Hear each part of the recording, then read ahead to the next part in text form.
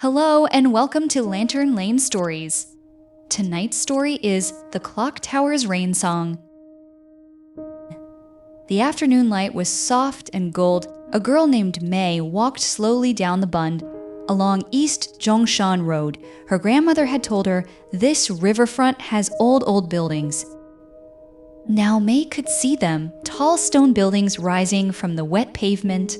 One building was bigger than all the rest. It had a great dome on top, curved like an enormous copper hat. The dome was Baroque style from old Europe. May had learned 2 rows of thick columns stood like sleeping giants in the fading light. Rain was beginning. Fat drops fell on the gray stone, making dark patches.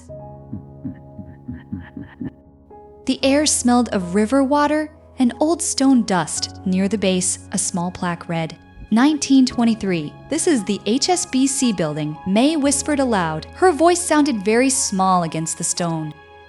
The rain was coming faster now, tapping on the dome, tap, tap, tap. It sounded like a clock keeping time, like a heartbeat of the building itself.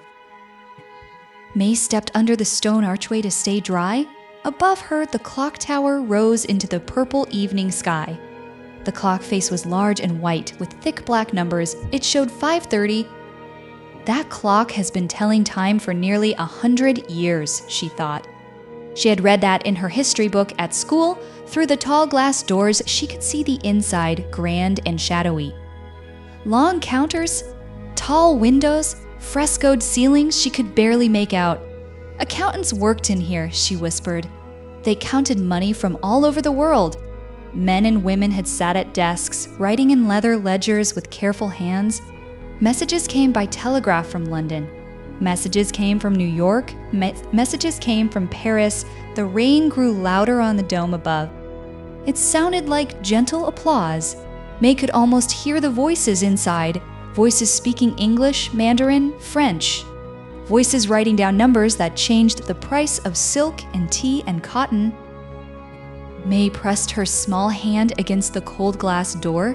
She imagined she could hear the sounds inside. Yes, the shipment arrived. Someone said in English, the cotton prices from the West are favorable this week. A man in a dark suit hurried past, his shoes clicking on marble. A woman at a tall desk wrote numbers in a leather-bound book outside. Shanghai's harbor was alive with ships. Steamships blew their whistles, long, lonely sounds. Smaller boats bobbed on the Huangpu River. The air was thick with salt and smoke and hope. This building, this stone giant, had been the heart of it all. How many buildings are like this one? May asked the empty air. She knew the answer from her book. 52, she said softly.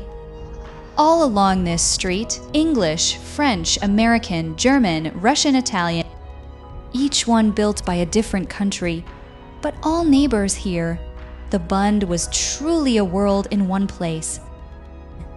The rain made May want to keep walking. She moved slowly down the Bund under the archways. To her left, the river grew darker with the fading light. To her right, building after building rose up. She stopped at a Gothic building with pointed arches and stone gargoyles. This one came from the Middle Ages, she thought. It is like a cathedral for trade, not prayer. The windows were tall and narrow, filled with shadow. She imagined clerks inside counting ledgers under oil lamps. She walked further and saw an Art Deco building with smooth, straight lines. Geometric patterns decorated its face. This one looked like nothing old at all. This one is modern, she said, made in the 1920s when people wanted straight lines instead of curves. Above each doorway, she could see the names, bank, trading company, consulate names from other countries, in other languages. She did not know what some of them meant, but she understood this much. The world lived here. The world lived along this river. May came to the edge of the Bund and looked out at the water. The rain was softer now. Across the Black River on the other side, she could see lights. That was Pudong, the new part of Shanghai, full of tall glass towers. They glowed in the purple evening like a forest of glass and light. But here on this side were the old buildings made of stone. The dome of the HSBC building was almost invisible in the rain now, almost gone into the evening sky. 100 years old, May thought. Soon they will be 101, then 110. She thought about all the people who had walked through these buildings. Businessmen in long coats, women in dresses and hats, clerks carrying files, messengers running between offices. All of them were probably at home now. All of them were probably falling asleep. The people inside are going home now, May thought. The accountants put away their ledgers. The clerks locked the great wooden doors.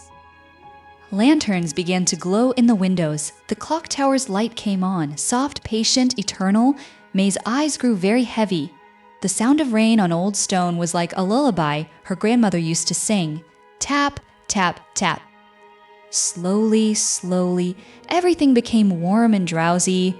The old buildings, the river, the distant ships, all were falling asleep. And so, Shanghai also slowly, slowly fell asleep. Good night.